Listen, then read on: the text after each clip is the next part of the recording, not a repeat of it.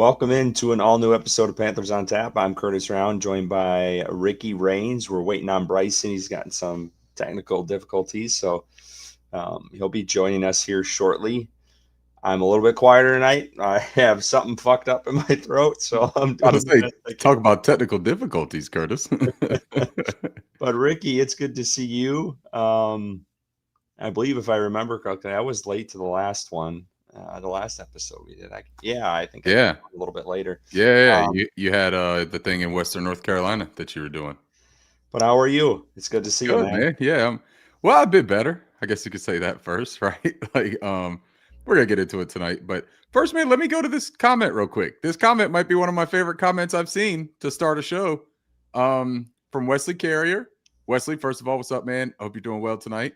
Ricky, the Scorton jersey was delivered today. My man, I think that's the first person I know of that has gotten a Nick Scorton jersey. I absolutely love that. He has had a large role so far this season due to the injuries and everything like that, and I think he's held up pretty well. So Wesley, I might have to join you on that endeavor, man. I might go get me. Would you get a white one or a black one or a processed blue? Let me know so that I can maybe get one of the other ones. And one day we'll see each other out. We'll do that Spider-Man meme in real life where we point at each other. Yeah, I love that. I don't think I've seen a Scorton jersey yet. That's great.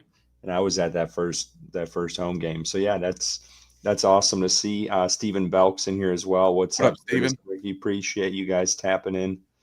Supernova Moore, good evening, More. What's up, fellas. man? Miss Rains, tough loss, Hey, first scoring drive, excited, but missed extra point seemed to change everything. Yeah, we'll get into that here in a little bit. You said it, Mom. Still waiting on Bryson to figure out his. Oh, he's got the black. I like that, man. That's awesome. Perfect. Yeah, that's tough looking, man. Damn. See, I was almost hoping, Wesley, you were going to say that you had the white or the processed blue so that I could sneak that black one on. But maybe we'll just do it, twin style, like Arnold Schwarzenegger and Danny DeVito. I'm sure we'll look exactly alike. Yeah, it's tough to get.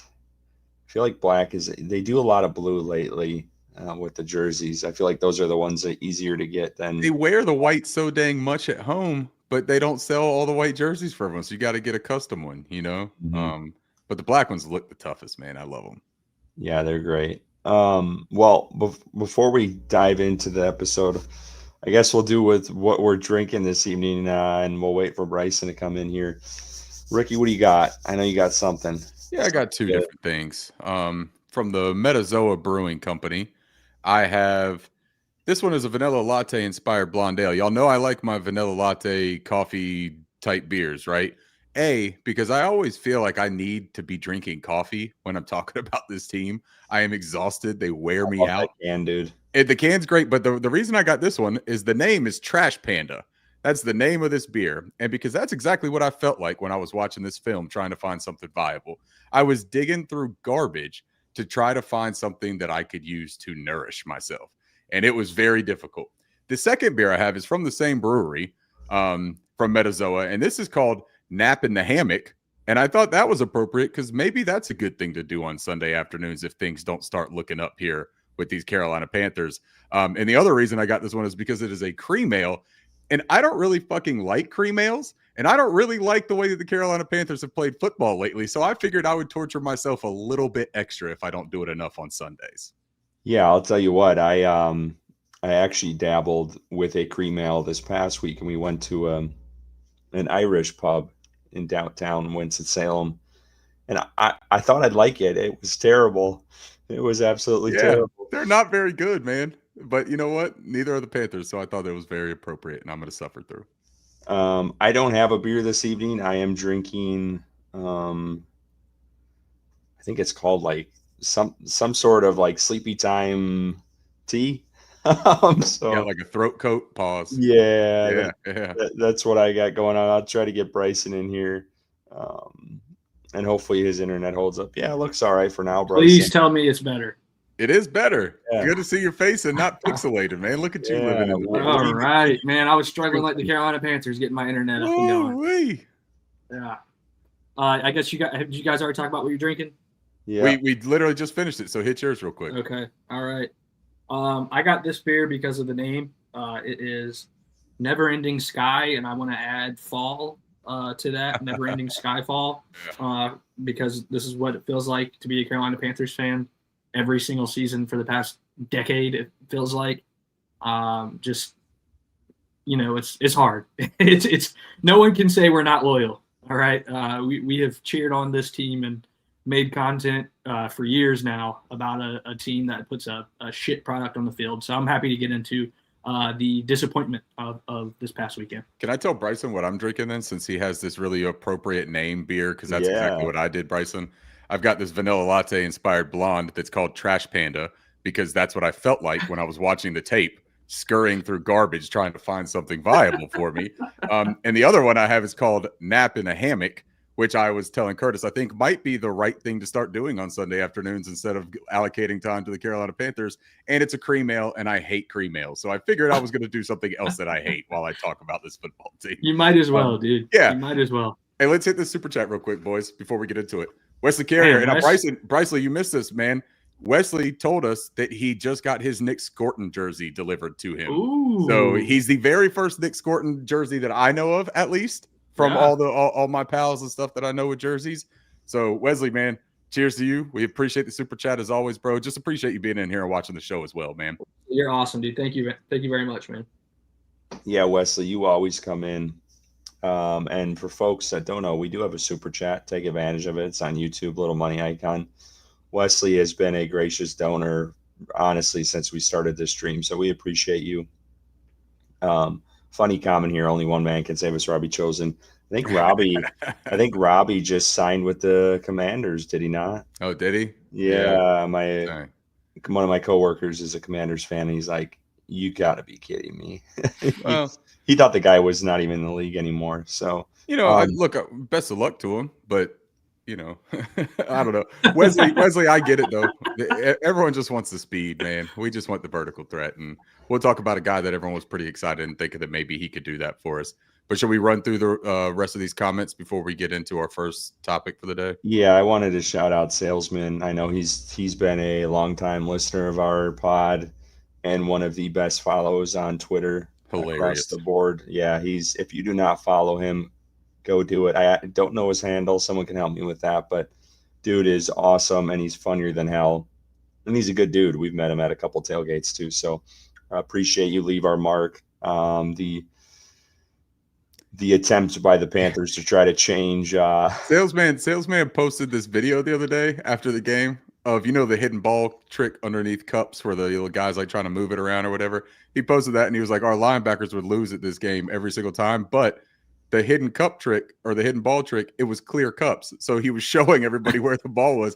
And he was just like shocked when somebody would get it right. And Salesman was like, our linebackers would never get this right. They would never be able to do it, even seeing which ball or which cup this ball is under. So I thought that was hilarious.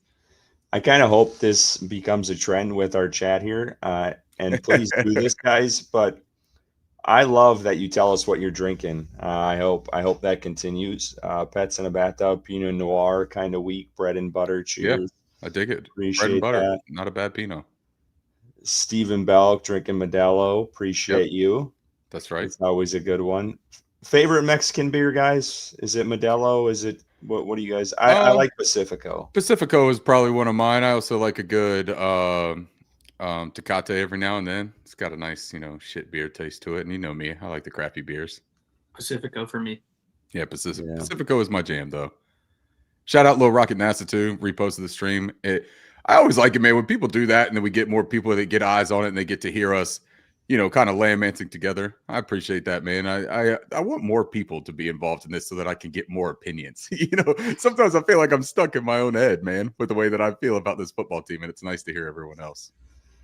Yeah, and actually, I think that's a new feature because I have not seen the repost thing before, and I know people have done it. So I do like that feature.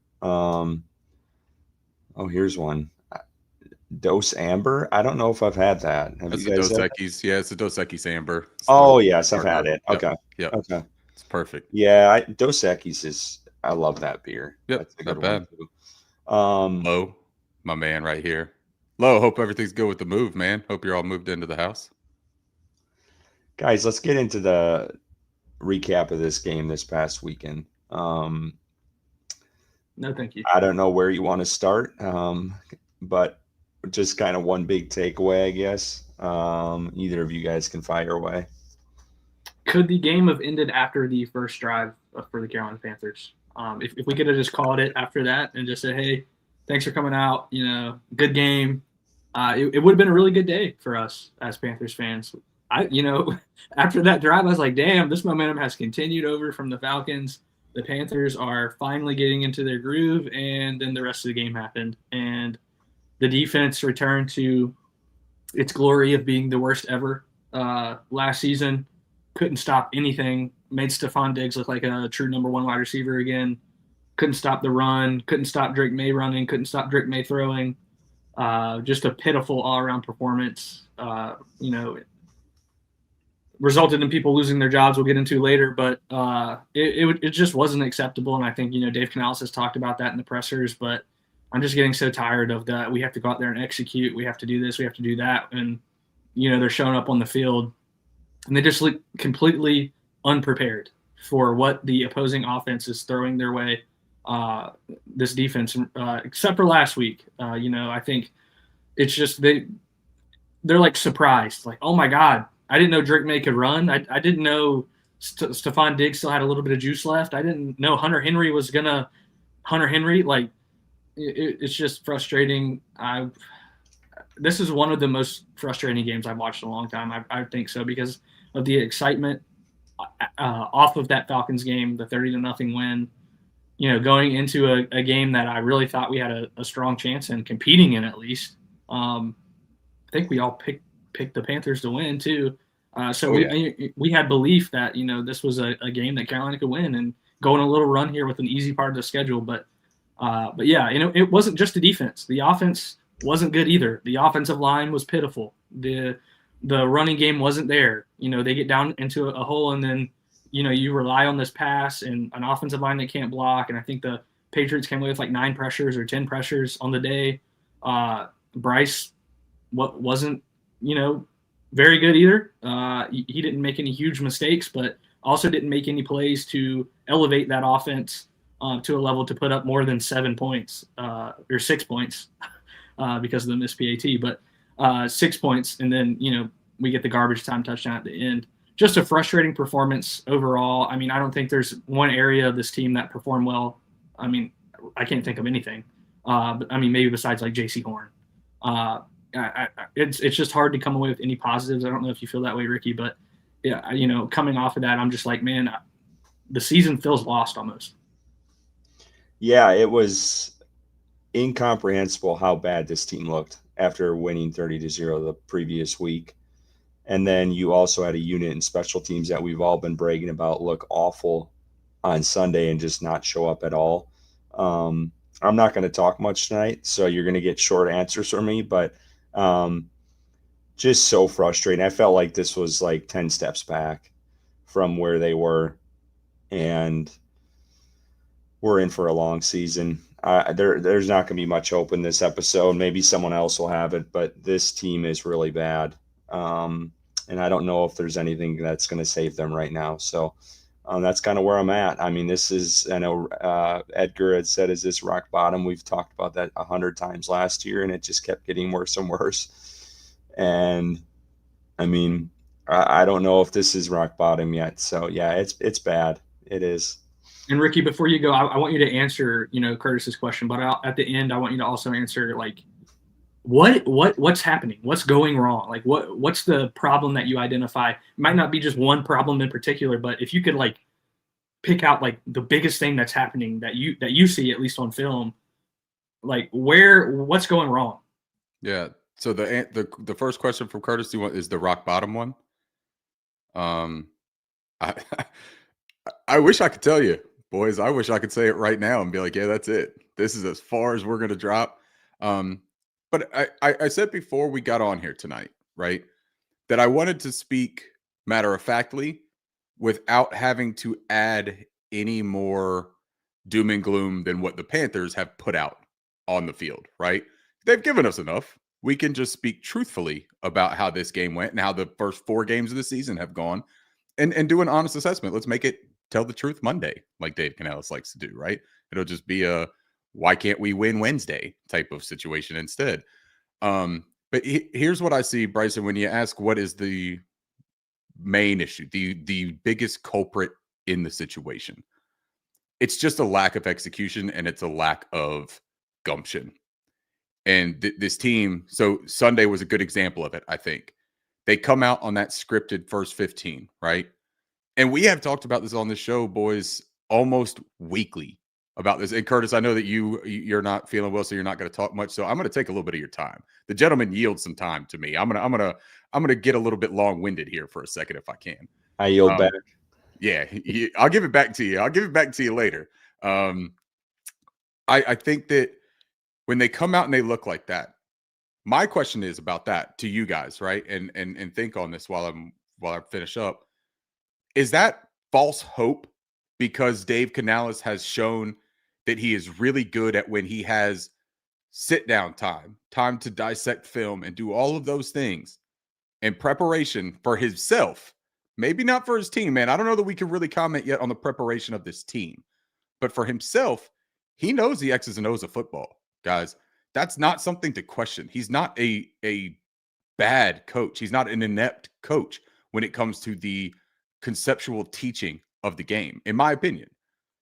But the minute that something goes wrong, and that's what happened in this game, we can criticize that 3rd and long where he called a draw play. That's where it starts, right? Because we came out, we stopped them on their first offensive play. We stopped them. And at that moment, man, Bryson, just like you said, I was like, they did it. They did what I needed them to do by carrying over, right? Going from that 30-0 ass whooping and going across to Foxborough and actually playing well. Not a slow start, but playing well. I was like, we're in it, man. Like, this is going to be beautiful. That 3rd and long, he calls the run play. And we're all, we have this conversation. And I said it then. I was like, I think I understand the process. I think I understand the thinking behind it, that he is trying to get to a manageable 4th down or a manageable kick so that he can play aggressively, either try to put points or extend the drive. I understood the process. But if you're committing to that, what is the difference between 2 or 4 yards in the grand scheme of things at that moment? I think that if what you're trying to do is make an early statement to your team and to your opponent, I think you go for it regardless, right? Now, I think it would have been like a 58, 59-yard kick from that distance, maybe even 60. That's too long. But if it's 4th and 8, yeah, man, I mean, that's long. But if you're going to punt it to him, you got to make sure that you're not punting that in a way that you're exposed, that you're dangerous there. Now, I know you're kicking it into far territory. You're able to pin him back. Or if anything, kick it out of bounds, kick it to the sideline. If you don't know who Marcus Jones is, this guy has a terrific special teams career at the University of Houston. Like he was a standout special teamer. He was a knockout at that role. You got to scout your opponent. You got to know your opponent, right? He showed us twice who the hell he was in this game. But so when they give that up, first of all, that's execution. When that's the thing I talked about, the biggest culprit, execution. You got 2 guys standing right next to him. And if the excuse is we didn't know that it wasn't a fair catch, why not?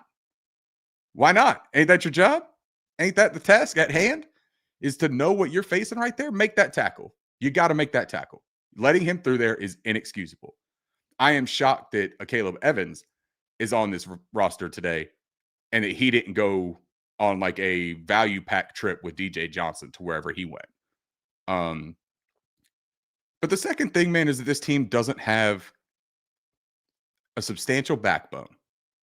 J.C. Horn and Derek Brown, wonderful. I love them. They're 2 of the best players on this football team. They have a dog mentality, and they also do not have a history of being on winning teams in the NFL. It is very difficult to have a player-led team, which is what Canales has tried to facilitate, when you don't have winners inside that locker room.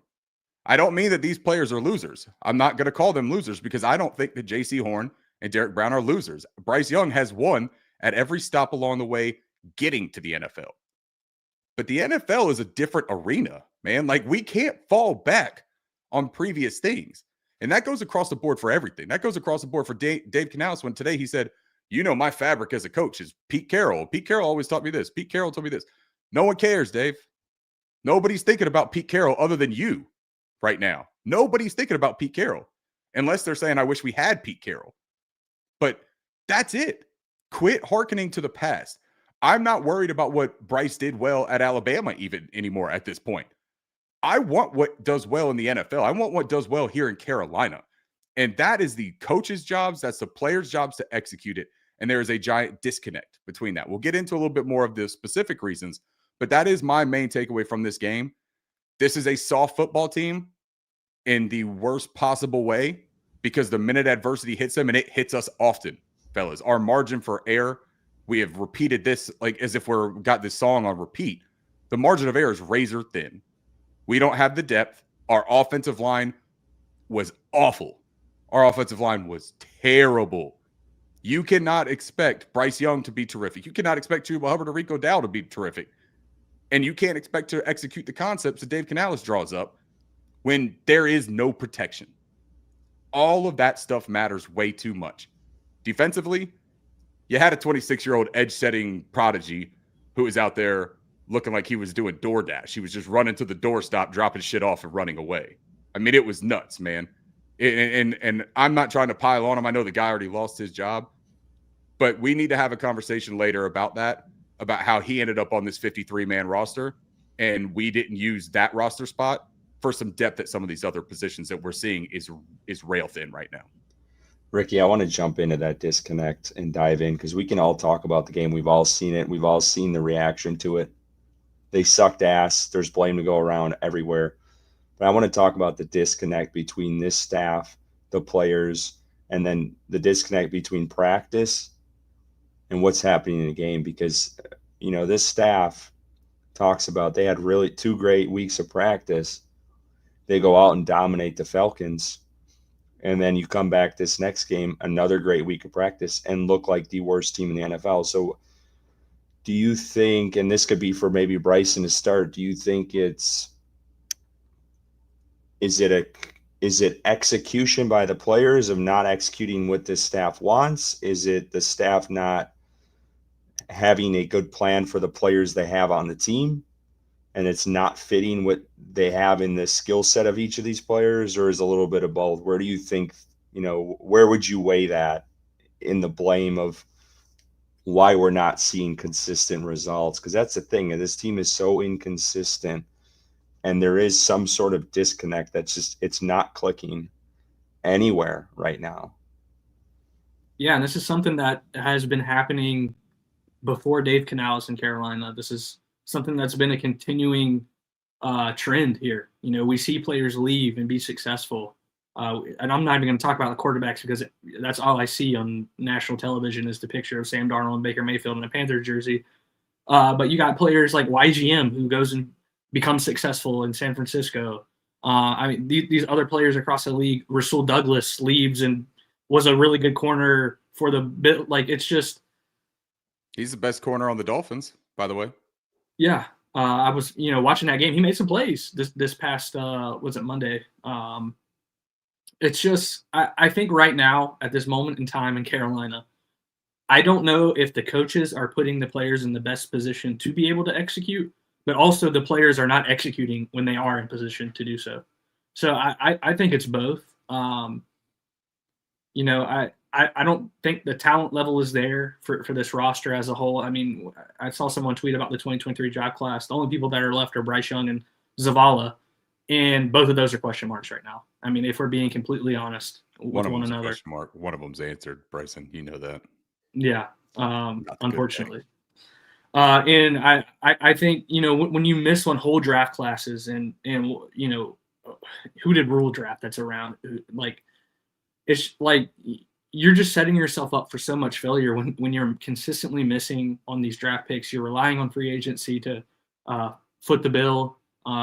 Rarely ever does it happen that you sign someone from free agency and they come in and they're a star immediately in this league. I think, it's at the end of the day, it's just a mixture of lack of talent at very important positions, and then the coaching not being as good as it should be. They talk about being a developmental staff and wanting to, build these guys that they draft. And we're cutting DJ Johnson at their round pick. We're not playing Jimmy Horn. Xavier Legette has shown zero growth, in the years that he's been here. I think it's just the staff talks a big game, and but we haven't seen anything. We have not seen one thing that they've said positively come true. Whether that's Dan Morgan, whether that's Scott Fitterer, whether that's Matt Rule, or whether that's Dave Canales, it's just, fans are left, for lack of a better term, with their dick in their hands, watching this team play on the field. And it's frustrating. Like I said, I was more frustrated this past weekend than I can remember in this team. I like, through the years, I think I just had so much belief this past weekend of like, okay, this team has got it. They figured it out. I've stood by Bryce Young through thick and thin, and I still believe in him. And I don't know if that's more of me just hoping that it works out, or like genuine belief at this point. But I'm here. He's my quarterback, and I want him to succeed in Carolina, and we'll see how it plays out. But man, my level of hope is very, very low right now. Curtis, can I bring this up and ask you this and see what you think of this conversation? And so I was in, a Twitter space earlier this week, yesterday. The conversation around this team, and Bryson, this isn't me talking about what you just said, because you went through the Rolodex of this, right? You went through all of this. But the conversation about this team always ends up back at Bryce Young. Like, one way or another, it ends up back at Bryce Young. I understand the why of that for the most part, because it's the quarterback position, which is the most important position in the NFL. Or it's at least the most weighted position in the NFL. But this team, the failures of this franchise, aren't Bryce Young. Like, it may include him. And once all this stuff is done, right? Once all this stuff is said and done, Bryce Young may end up being on the outside. And we might be able to sit there and say, man, that didn't work out, right? Now, I don't know that we could come back and say that was the wrong decision, because we got to see what happens with these other quarterbacks in that draft. Anthony Richardson's out of a job. C.J. Stroud has not looked like this world beater that everyone claims he was, and that we made this huge, giant mistake. One reason people like C.J. Stroud more is because he's not small. Like, he's doing a lot of the same things. He's missing a lot of the same throws. He doesn't have protection. That's what changed for him. Look at this Carolina team right now. Bryson nailed it when he talked about the developmental staff. Look at the pieces right now, man. They drafted Xavier Legette to be a big part. And I'm not trying to pile on him either. He's injured. He's coming back this week. But what has he done? What has he provided from a first-round standpoint? And in his second year, where has he notably improved? He hasn't even barely played. From the other draft choices you made, from the free agents that you brought in, where are we getting impact? And it can't be a thing, guys. This is my point. It can't be a thing where every single person that we bring in here, we're told it's going to be 2 or 3 years until they're a good football player. That doesn't work, man. And it's also not true. It's just not true. Are we bad at talent evaluation? Are we making the wrong additions to this football team? Or is this staff the incorrect staff? Because you talked about YGM. Everyone likes to talk about the quarterbacks. Do people not realize that what's going on right now with Baker or with Bryce Young is wildly similar to what happened with Sam Darnold? Like, a high draft pick who has moved around, has incompetent coaching, a lot of bad stuff around him, but you give him 1 or 2 pieces, and you're like, now he should be great, right? Those things don't work out. Then he comes here to Carolina. Everyone's like, we should have kept Sam Darnold, man. Look at him cook in Minnesota. Look at him cook in Seattle. Look at what's around him. Look at the pieces around him. And I don't just mean the players, the coaches, this franchise stability, the support. That is non-existent in Carolina right now. So, Curtis, I was just curious what you thought about that. No, and this goes back to my original question. I think there's a disconnect between Canales and Bryce Young, and I know you talked about it, I think, on the spaces too. Is Canales the right guy for Bryce Young, or is Bryce Young the right guy to execute what Canales wants to do? And I think there's a big disconnect there. And I think we're seeing it play out in front of our eyes on Sundays, which is an issue. So I don't know if that's going to be fixable. I hope it is. But I think it could lead to the detriment of this team, and either both of them going in a clean slate. And, we're sitting here talking about a head coach search in January again, which I really hope doesn't happen because I'm honestly tired of talking about coach searches. I'm not excited about that because I know who's the guy going to be the one hiring that coach. So nothing gets me excited about that whatsoever. But yeah, there's such a disconnect. And Ricky, you touched on this. I think it was last week, of how you go from a scripted first 15 with Canales and things look great, and then the wheels fall off from there. And I think Canales is then forced to try to do what Bryce Young excels at, and you see a lot of empty, where he can kind of dictate where he wants the ball to go and kind of evaluate what the defense is showing when they go in those empty looks. And I think that's kind of what I'm trying to get at, is I think there's just a disconnect there of what both of these guys really want to do. And it sucks. It sucks because I don't know if they're ever going to be on the same page where we're going to see a well-oiled machine. And I know this, I have the biggest fear in the world, and I think most of us here and in the chat do, is Bryce Young goes to a competent staff that, suits what he does well, aka Sean McVay probably, and the guy is going to look great. And Ricky said it, like Sam Darnold. Sam Darnold goes to Kevin McConnell. He goes to Seattle, and he looks like a competent quarterback. Baker Mayfield goes to Tampa Bay, gets shuffled around 3-4 offensive coordinators, and he's the best QB in the NFC South. So it's frustrating, and I think this organization is at the point, and there's no denying this anymore. We have to come to grips with it. The Carolina Panthers are now the Cleveland Browns and the New York Jets of the NFL, and that's the reality of it. And as much as that sucks to say, that's what we're dealing with. And it's awful. It's horrendous. And I don't know if we're going to ever get out of that hole. It feels like we never will. And some of those organizations are still in that, hell. We saw the Jets this past week. If you were scouting the Dolphins at all, I mean, that team just so many mental mistakes and penalties and everything else. So not to go down a whole rabbit hole and rant, but yeah, I think there's a really big disconnect, and it's unfortunate because Canales was brought in to fix Bryce, or not fix Bryce, but get the best out of Bryce. And I don't think we're getting that at all right now.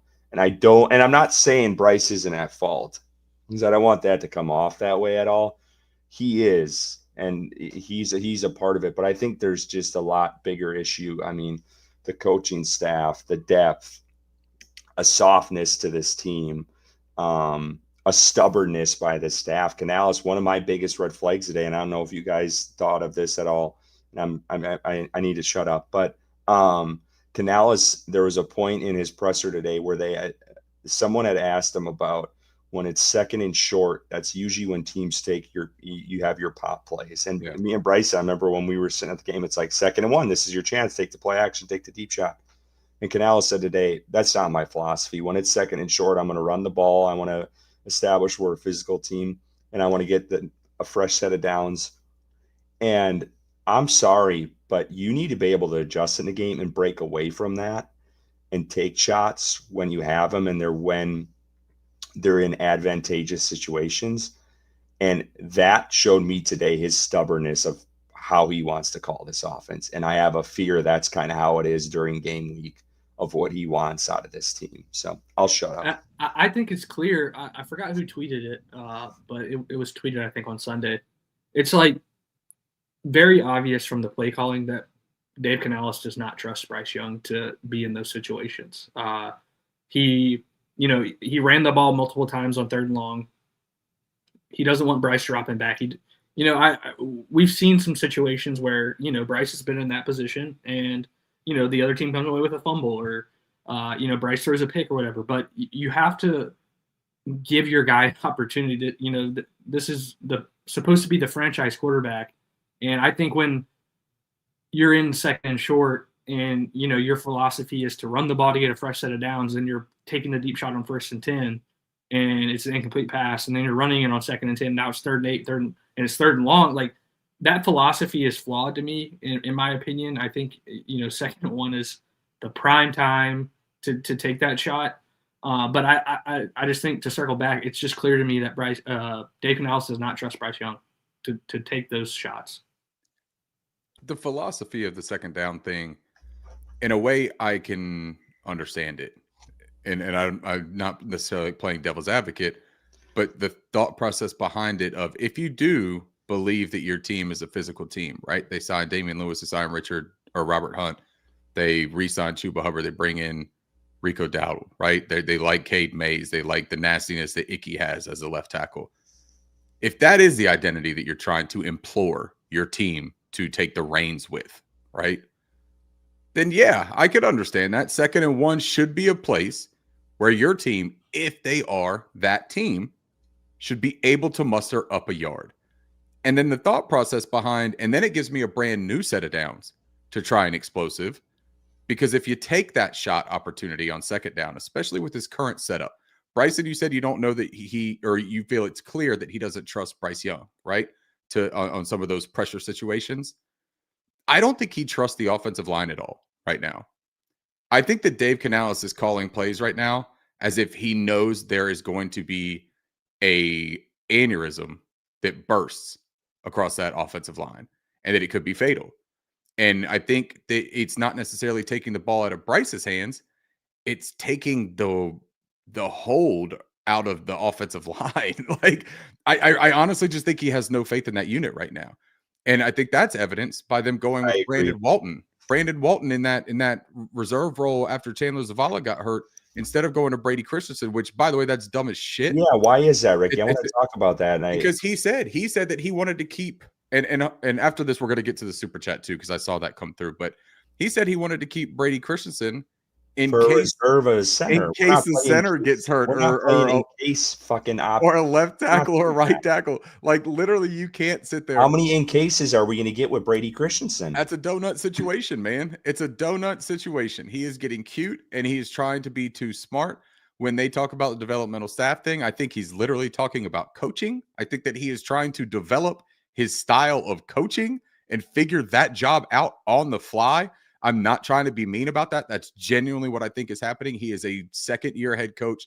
This is his 3rd season calling plays in the NFL, and now he is tasked with the operation of everything. I think that's why there is a clear divide between the defense and the offense of this football team, because it's 2 different teams. Like, it's a Giro Evero's team on defense, and then it's Dave Canales' team on offense. Like, it's almost like they live on like 2 separate sides of town and they only meet each other on Sundays. And there's just no chemistry. When I talk about chemistry too, and we talk about Bryce Young, I have to make this point real quick. Watch what happens, man, when that pocket breaks down for Bryce Young. So much of his magic last season came on those second play scenarios, those second play opportunities. And that is one of his biggest like features as a quarterback. There is nobody that comes back to the ball for Bryce Young right now. Look at all of the open space. There's a specific one that I'm thinking of where, and it was where Chandler Zavala, I believe, got beat immediately and inside pressure, and Bryce Young rolls out. And literally Tommy Tremble and I believe it's Bryson Tremaine have nothing but grass over there that they could run to and run towards his side. Tremble cuts up. Bryson Tremaine goes the opposite way. There is no comfortability, no familiarity, and no security with any of these pass catchers right now. Jalen Coker is a big part of this. Yeah. I think that they only felt good about getting rid of Adam Thielen because of what they thought about Jalen Coker. And Tetairoa McMillan's getting there, but Tetairoa McMillan is going through rookie struggles right now. That guy is not, void of some criticism here for the way that he has played his role in this offense. We saw a lot of chirping from Bryce Young and Hunter Renfrow the past 2 games trying to get Tetairoa McMillan lined up correctly. That's on coaching too, though. Your guys got to be prepared. Your guys got to know what they're doing. You stress fundamentals, and you got guys that don't know where to line up on plays. Critical down plays, 3rd and 4th downs we're talking about. It's unacceptable. So, yeah, I just think that there is this myriad of it. But when we talk about not trusting, I really think that the offensive line is gigantic in this. I think that when Curtis, you say we have to face fears that there's no hope, the damned part of it is, guys, we got the Miami Dolphins this week, who are not a good football team. We have the Dallas Cowboys, who are a very susceptible defensive team. They can light the scoreboard up. Very susceptible defensive team. Then you got the New York Jets, who were just beat by the bad Miami Dolphins. If they go 2-3, or even 3-3 out of this stretch, they're in the thick of the chase. Like, you could talk about no hope. And that's also with the possibility of getting your starting edge players back, right? We didn't have either of them this past week. That's with the hope of getting Jalen Coker back. That's with the hope of Xavier Legette getting reacclimated and playing well. We can't throw it out yet. I'm not there yet. And that's where I think I want to push the rest of the fan base, is to realize we could have won that Cardinals game. We should have won that Cardinals game. If not for a couple critical mistakes in those first two games, we could easily be looking at 3-1 and have a different conversation right now. We just could. Mm-hmm. It's a thin margin of error for this team. And when pieces start getting healthy and getting back into the fold, I don't know, man. I got to see more. But if they flounder these next three games, guys, I mean, like if they lose all three of these games, we're in a world of hurt. Mm-hmm. And conversations will start to get really nasty, because there's just no progress. There's nothing that is showing. And at some point, you're going to have to pull that nuclear button and say, we have tried everything we can with this current setup, and you have to wash everything clean. Let's get to the super chat real quick. Alec Ovan, first of all, appreciate you being in here, man. I know we had another person in here that said it was their first time catching us live. It was Alex at 927. Thank you, man, for being here and catching it live. Alec Ovan says, if Ruben Bain or Sellers, Lenora Sellers he's talking about, are available, take them. All right, well, first, Alec, cheers, man. Cheers, man. Appreciate it. Cheers. Bryson or Curtis, why don't you start off with this one? Ruben Bain or Sellers, which one of those tickle your pickle? I'm going to be honest with you. I don't know who Bain is. Sellers, I do. What? I ain't going to try to bullshit you. I'm not there yet, man. I'm going to be honest with you. I'm still in the mode of what are we going to do and figure out on Sunday. So I'm not there yet. I'm not going to try to talk about this. You guys can. I'm not going to bullshit. That's just me. I'm not going to try to say I know who the fuck these guys Bain is. I know Sellers. I've heard his name, but I ain't doing that. But I will say this. Going back to Ricky's point, and I get it. I understand it. The hope, to have some hope at least a little bit. The thing I have a problem with, and I don't know if you see it as much right now because everyone is so down on this team. But until this team proves otherwise, I don't know how you can have much hope because it's so inconsistent. They haven't proved to be a 2-game in a row win team. Absolutely. And when you have such inconsistency and look so incompetent, it's so hard to believe in a team when they show you that. And the big selling point this offseason where this team was going to compete. Well, where they're playing games, it's either really, really bad, majority really, really bad, 3 games really, really bad, and then 1 game solid against a divisional opponent. So that's a tough sell for anyone. And we've been down this road before. And it starts with cutting players. Then it starts with chopping off a coordinator's head to get rid of them because you want to save your own ass. And then it's the coach fired. We've been through this same song and dance the last 5, 6, 7 years. And I don't know if we're going to get out of this run anytime soon, but I just wanted to nail that point home a little bit there. Yeah. But what do you guys think of the super chat? Ricky, I know probably both of these guys. Bryson, what do you think of these dudes? Yeah, I mean, I don't know a ton about Ruben Bain. I've heard his name. I've watched the Miami Hurricanes football. I do know he's an edge defender with them, but I haven't watched a lot of his specific tape, to be completely honest. I do know he's high amongst the draft people in regards to a first-round pick this year. Lenora Sellers is an exciting prospect.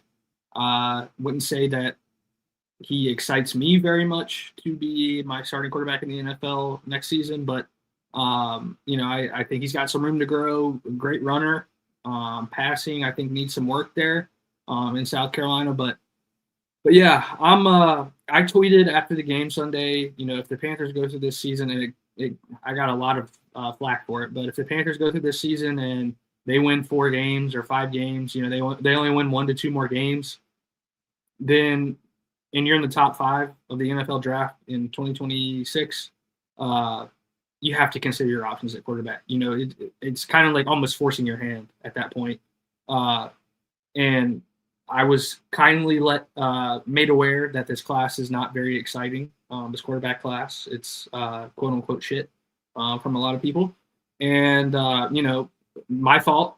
I do need to watch a little bit more college football, but going into the season, I was high on Garrett Nussmeier, and he's been sucking. So, unfortunately, I don't think he's going to be around in that first round. Maybe he is. Maybe a team takes a chance on him. But yeah, I think if I'm Carolina and I'm there in the top 5, I'm looking at the quarterback prospects, whether that's Lenore Sellers or whoever the hell it may be. The guy from Oklahoma, John Mateer, is that his name? Yep. Yeah. He's pretty exciting to watch play. But I'm hoping that that's not the case. Ricky mentioned we do have a softer part of the schedule coming up. If Carolina does not get it right through these next 3 games, they are not getting it right this season. And it like Curtis mentioned earlier, it's a long year, and we are watching week in and week out disappointing football. So they have a chance to silence us on this podcast, silence other fans amongst the community of the Carolina Panthers, and put some good product on the field and show us that they can play consistent football, because they have not shown it for years. And, I think I agree with you, Ricky. The next 3 games are big. They really are, and we'll see what happens. But I'm not going to sit here and say I have hope that they're going to beat Miami or that they're going to beat the Jets, because I think arguably both of those teams are better right now. Before Ricky goes, can I just jump in here, because this is the only thing valuable I'm going to add to this conversation, and that is, I don't understand with this fan base the love for local college players. I don't know a ton about Sellers. I haven't watched a lot of South Carolina, but I feel like Carolina Panthers fans fall in this rut of, you got to go get Clemson, you got to go get South Carolina. We need to branch out. If Sellers is a great quarterback, go and get him.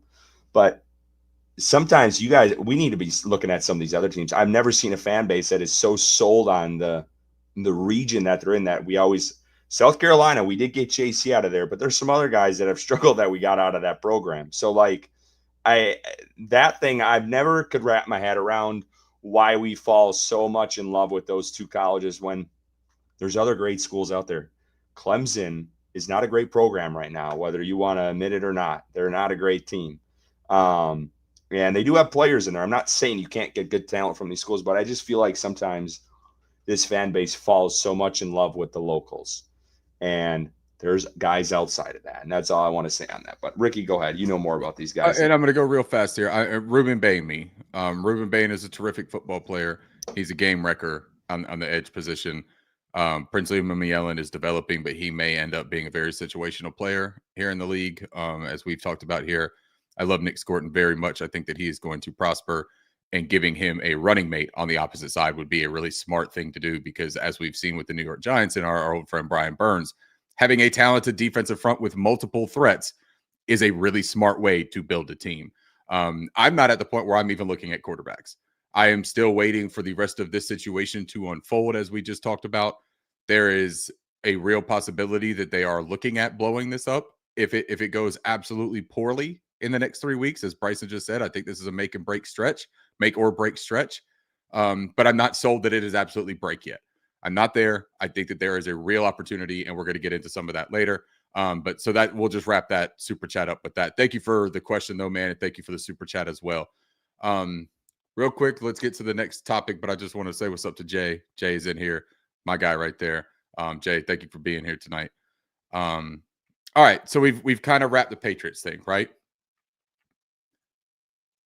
This next one, we've got the 2 players that were released, waived, if you will. DJ Johnson, everyone's favorite, and Dallavon Campbell. Anything else, fellas? Anything else to add? I'm not trying to be rude. I it's warranted, though. I feel for DJ Johnson from a human standpoint. Yeah. He lost his job. He did not make them draft him and trade up to draft him. Yeah. He didn't strong arm anybody into doing that. They made that mistake all on their own. And my only thing with this, I wish that they would have made the right, proper, correcting decision before this point. Yeah. Because I think that there were opportunities. James Houston is a guy who's playing pretty dang good football out there in Dallas, in his small, isolated reps.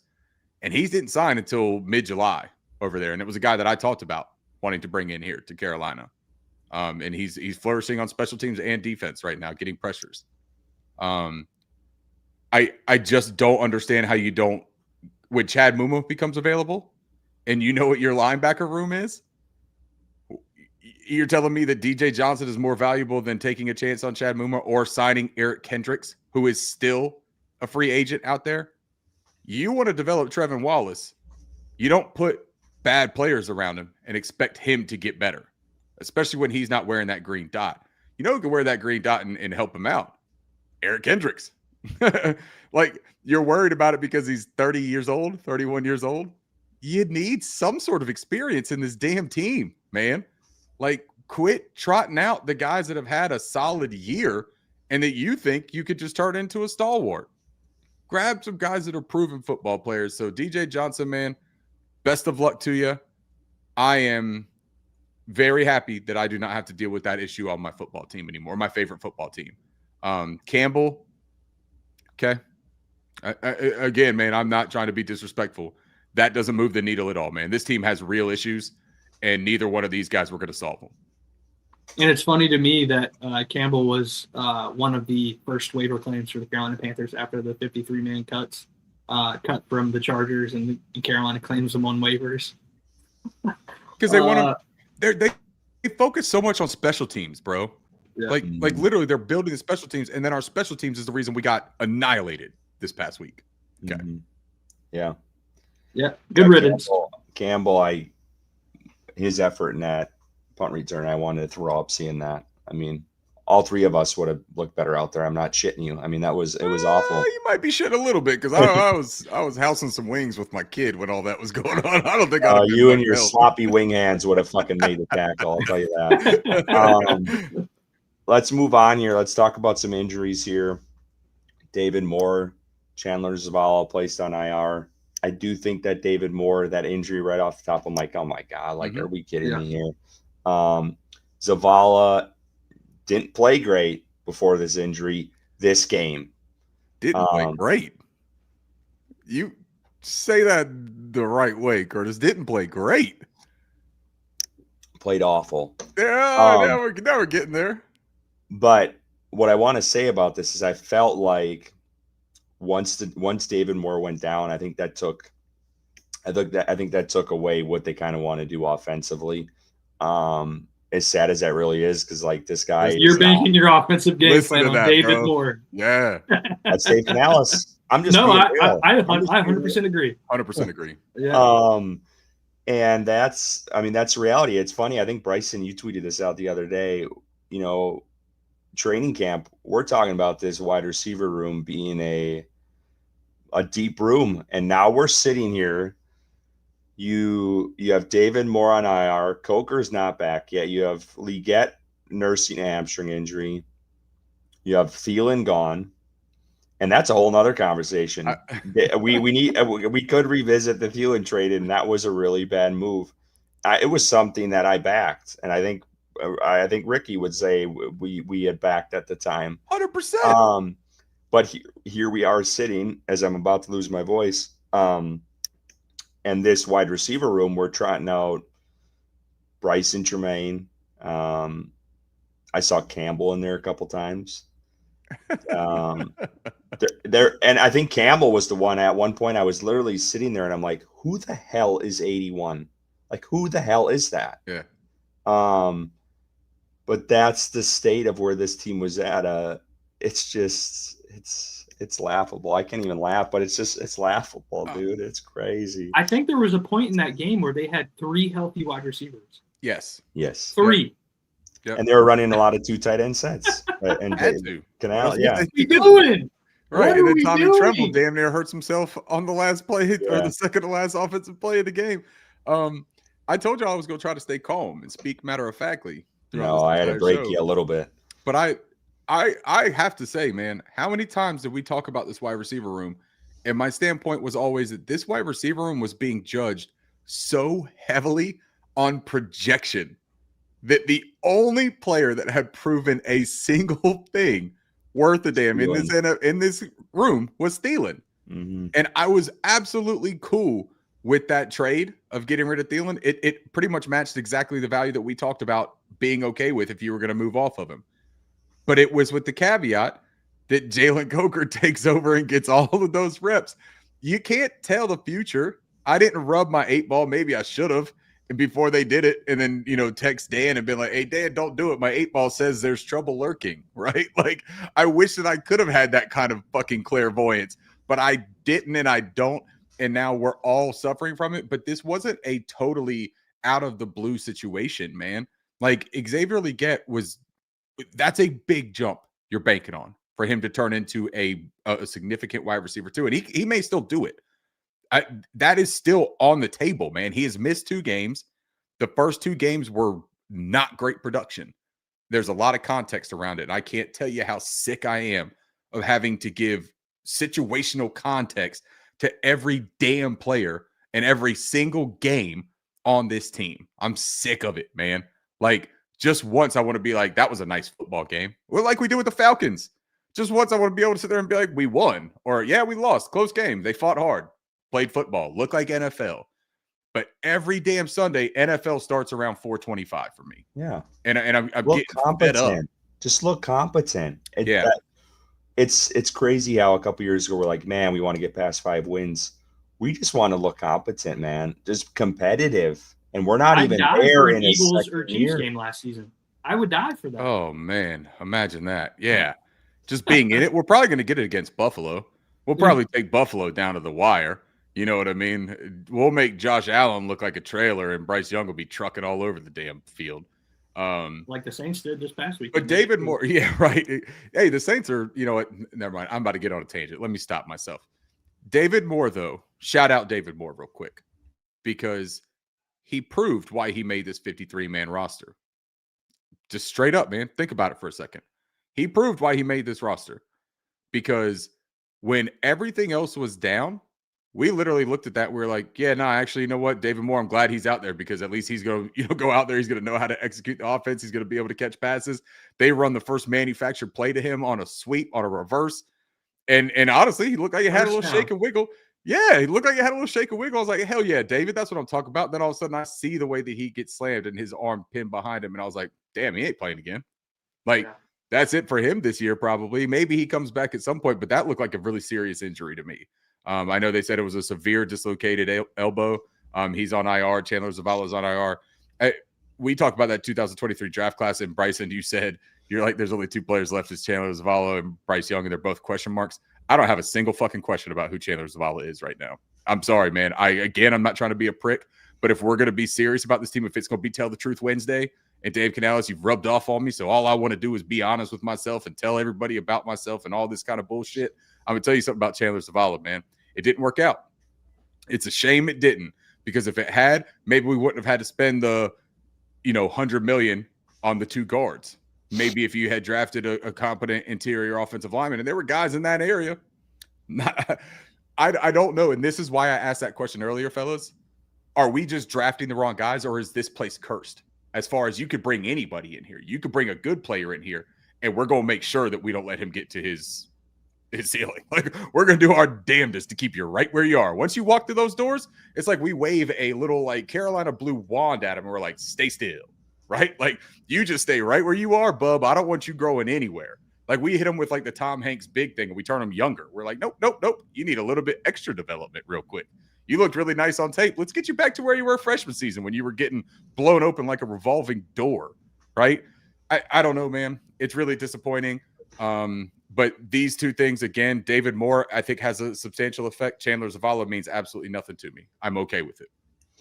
All right, let's move on here. This can be quick. but Panthers have to add another running back to that room. They still can't figure out. And then you got Travion Thomas, Jake Curran signed to the active roster. I think Jake was it Arizona? Yeah, he was on their practice squad. So,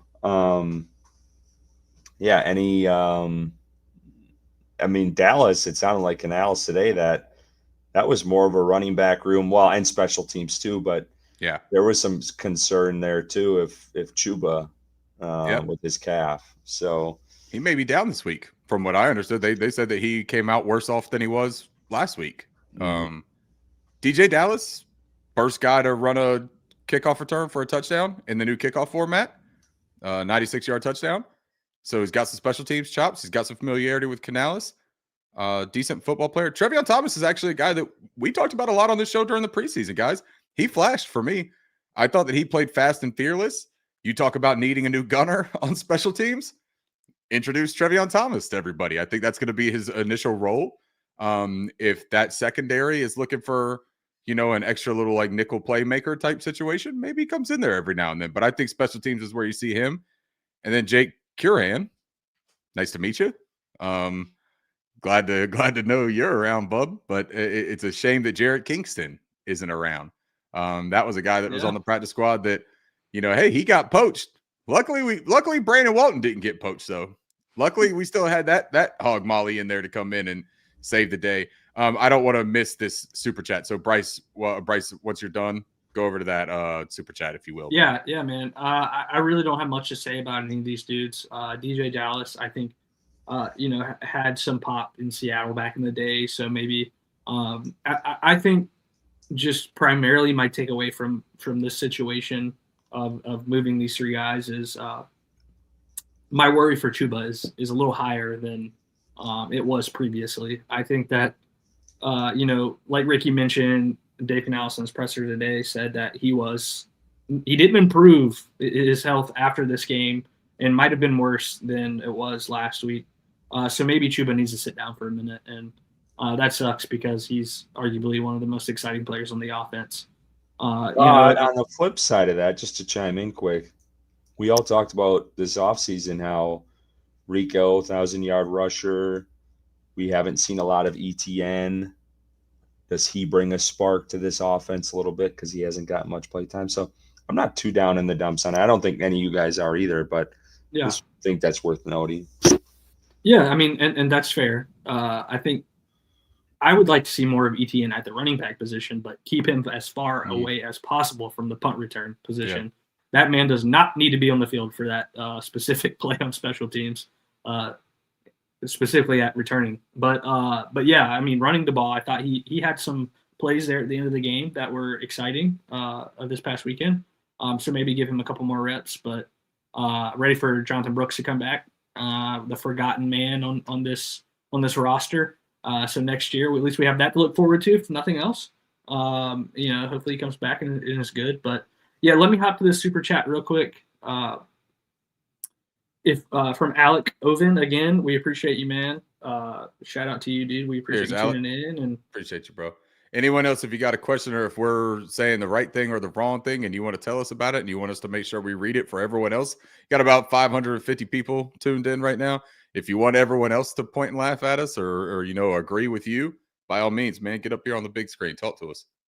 And we do have a membership function. I'm not sure how to do it on a cell phone, but on a laptop or a desktop. Well, here's a cool new thing we just found, too. You see this QR code that just popped up in the left-hand screen? Oh, okay. That will take you to our YouTube page. All you do is scan that QR code. We'll take you directly to the YouTube page. Look for the little circle right next to the subscription thing that says join. Hit that join, and it'll give you all the options for the membership. And we do plan on doing some specific content for the members, some film breakdown potentially, some specific giveaways for those guys. And then also when your comments pop up, we will put them on the screen and talk about them if we have the time on occasion to mention those comments. But some discounts on merch too once we get some bad boys out there. Absolutely. Got to get you your hat, Ricky. I need to talk to you about that after this. But if Bryce works out, take Anthony Hill Jr. and double dip with a Deontay Lawson or Whit Weeks. Ricky, I'm going to take Curtis's route for the last comment. The only person I know from this comment is Whit Weeks, and that's because of the situation with him dating the coach's daughter at Ole Miss. Yeah, Lane Kiffin's daughter, like that situation. I've seen Whit Weeks play a little bit, and he is an exciting linebacker. But I would imagine these other guys are linebackers too. But I'll let you talk. They are. Anthony Hill Jr., talented guy out of Texas, dynamic athlete. I do like him a good bit. Deontay Lawson, I was actually very high on last season as well. Everyone knows my affinity towards Jahad Campbell, who, again, not to tap myself on the back, but he is absolutely balling out there in Philadelphia right now. Looks like they got themselves another terrific linebacker. I hate that for us. Whit Weeks, terrific linebacker out of LSU. He's got Harold Perkins Jr. lined up next to him. I'll throw in Arvell Reese and Sonny Styles out of Ohio State as well. Arvell Reese has my full attention. I think that he is a absolute dog. He is built like a grown man. His closing speed is more than legitimate, and he shows some pretty good instincts, and I think that's what's missing in the linebacker position. We talked about that a little bit as well. Instincts and eyes, man, are the two things that I look for, and Arvell Reese has both of those. So I don't hate any of those three players you mentioned right there, Alec. I think that that's a really good starting point. And I think that at some point in that draft in 2026, no matter what happens for the duration of this season for the Carolina Panthers, linebacker is going to be a big-time circle for area of need. Absolutely. Yeah, there is one guy, Whit Weeks, that I know. Dude is nice. Like he would add a spark to this defense. I can't remember the game I was watching a couple of weeks ago, but I remember tweeting something out about him, like, holy shit, like he stuck out to me watching. So, hey, I'll take any bit of that. Yep. I want to move this along because we got still a couple more things to talk about, and that's Jimmy Horn Jr. Bryson, let's start with you on this one. He's going to make his NFL debut this weekend. For a room that has struggled, Dave Canales finally saw the fucking sun here and decided to, run out Jimmy Horn as his last resort because David Moore got hurt. Makes no sense to me whatsoever. But tell me about Jimmy Horn. Are you excited about his speed and what he can add for this offense? Yeah, I think we can all three agree. I know specifically me and you, Curtis, that Jimmy Horn Jr. was one of the best receivers we got to see in person at FanFest. And I think the healthy scratch for the first 4 weeks of the season, it was a huge, like, what the fuck is going on here for me? I understand he's probably not the best blocker at wide receiver, right? He's a smaller guy. But did you draft Jimmy Horn Jr. to be a blocking wide receiver? Because if that's the case, we're going back to the question, does this team know how to evaluate talent? Because you don't draft Jimmy Horn Jr. to come in and be a blocking wide receiver. You draft him to come in and potentially be a special teamer and then also add that threat of speed at the wide receiver position. And I think that's what he's going to do when he makes his NFL debut. He adds an element to this wide receiver room that just isn't there right now, unfortunately. And I think getting him on the field, and Curtis, you mentioned it, like Dave Canales' hand was forced. This isn't like we're excited to get him out there. Like he's done everything right. We're getting him on the field. He's earned the reps. No, this is everybody else is injured. We just cut the wide receiver we claimed on waivers. This is the only dude left standing, and he has to play because we don't have anyone else. And I think that's if he goes out there and balls out, oh my goodness, the fan base is going to eat that up. Like, why did this not happen sooner? And I think that's a possibility because I think Jimmy Horn is a talented wide receiver. Again, he's not going to be out there throwing around fucking blindside blocks in the run game, but you don't necessarily need that when we can so clearly see that the wide receiver room is struggling from top to bottom. I think T-Mac, Ricky mentioned earlier, there's some obvious growing pains there for a rookie in his first year, in maybe having that mental ability to come back to the ball when the quarterback's scrambling out of the pocket, and then also facing the opposite team's best corner. And then sometimes I think it was Dunk that highlighted like the Patriots were giving them the Calvin Johnson treatment with a corner and a safety just lined up like stacked on top of each other. Yeah, like there's no other threat. So like if T-Mac was drafted on a team, like even if, let's say the Patriots took him, which was a possibility, you have Stephon Diggs opposite of him. Like imagine how flourishing he could be there with a semi threat, not named Bryson Tremaine across from him. Like Yeah, you add Jimmy Horn to this room. I think it's better than what we have. I really do, and I think he brings a little bit of spark just because that speed's there, and I think he's a good route runner. But again, you don't bring him in to be a blocking wide receiver. That's just not what you do. Yeah. I think that the thing with Jimmy Horn, what's going to be really interesting to see is his ability to absorb contact at the top of his routes. I get the feeling that what they're really nervous with him is you need the timing element, the chemistry element with the quarterback. And if he is getting physical at the line of scrimmage, which we saw multiple instances in this past game against the Patriots with Hunter Renfrow struggling with that, and it threw off routes, that mesh concept on the third down where he kind of dirted the ball that looked like it was to T-Mac. I believe it was to Hunter Renfrow instead, but Renfrow got bodied inside the traffic. And I think what they're concerned about with Jimmy is that he runs into that and that it ends up having this domino effect on a concept and on a play, right? That it throws that off. What I wish we had seen is I wish that Jimmy Horn Jr. could have been available for these first 3-4 weeks to get him a few more looks and not necessarily super involved. But then when you get to a point where you do need him, he's not the first time out there where teams are like, okay, look, they're not going to be able to do a lot with him. Like, the guy's never played an NFL game. He's got clear limitations. All we need to do is take away what he's good at, right?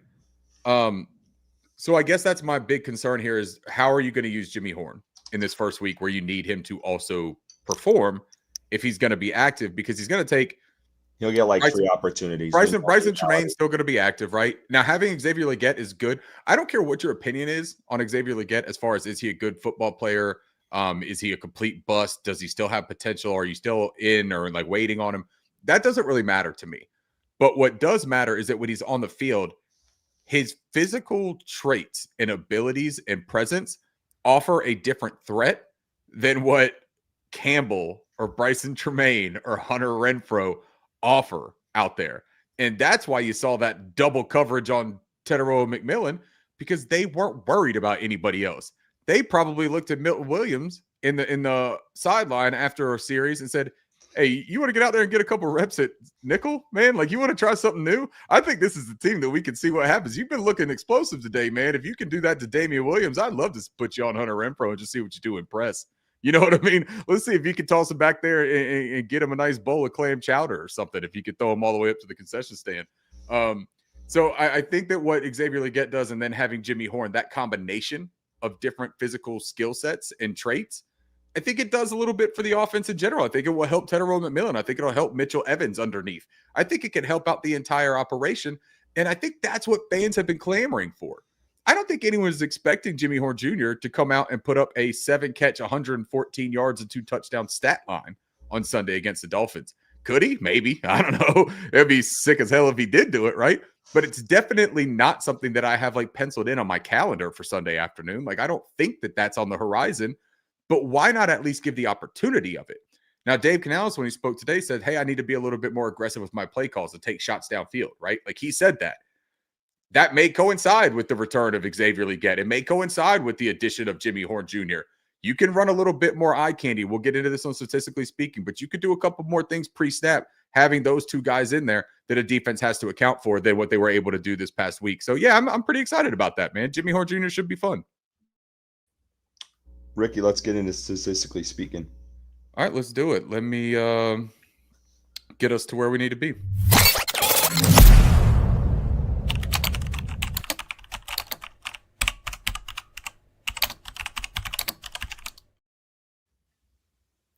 All right. Here, the first thing, and you know what, guys, I got to be honest with you. I thought real long and hard about just not doing any of this week. I thought really hard about just saying, you know what? On each one of these little rectangles, I'm just going to have it say do better, play better football, try harder, run faster, tackle, execute plays.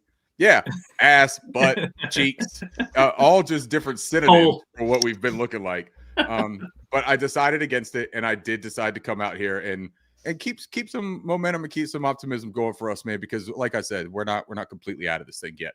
Points per game for the Carolina Panthers offense, we're at 18.8. That dropped. So now we are 26th in the league there at that mark. Passing yards per game, it stayed pretty steady. I think we're at 193. We're at 189 now. That's 21st in the league. rushing yards per game, this is still the one that's killing us, man, and that's game flow. We got to get back into a situation where we can run the football, man, assert our dominance.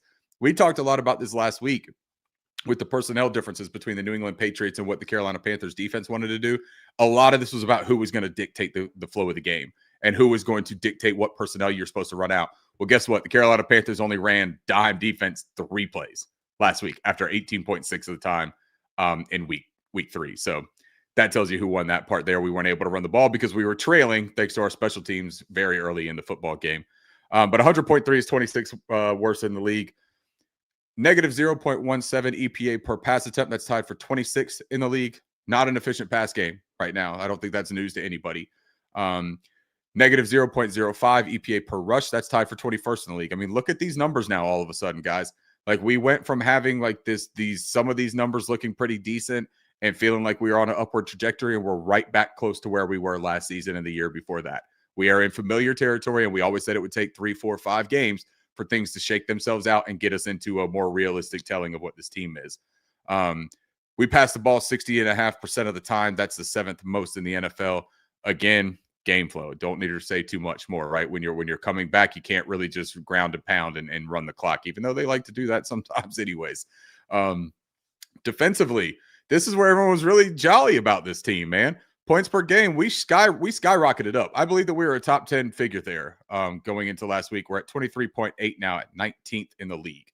198.3 passing yards per game allowed, still 12th. That's still the strength of the team.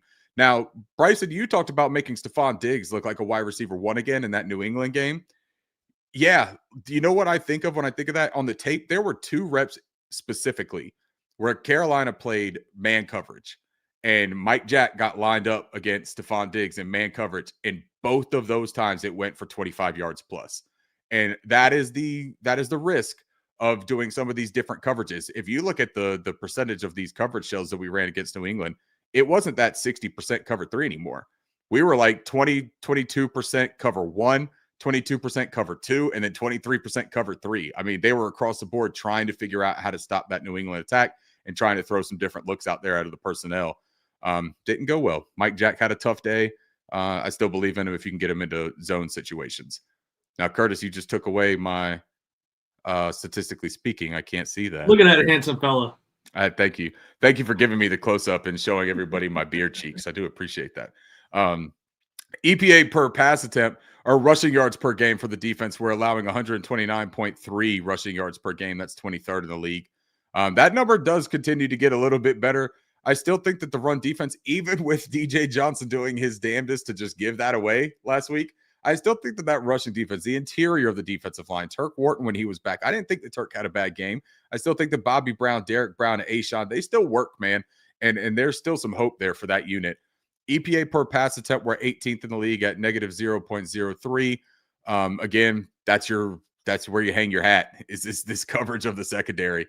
EPA per rush tied for 18th at plus 0.02. And then opponents pass the ball 52.9% of the time against us. That's 23rd. They get to run it a lot. They get to enjoy their lead, and they get to have a nice leisurely walk home more often than not. Let's jump straight into the keys here. I did a couple of different things here for the keys, guys. I looked at some pre-snap motion. I looked at some deeper analytics and kind of looked at the fruitfulness of what both of these teams do and what threats they show. I think that these will have a big part to do with this Sunday's matchup against the Dolphins, and I'll explain to you why.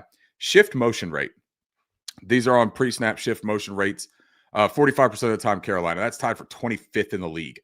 I am very curious to see what that specific rate comes out on Sunday with Xavier Legette back, with Jimmy Horn Jr., as we just spoke about, and trying to open that up a little bit.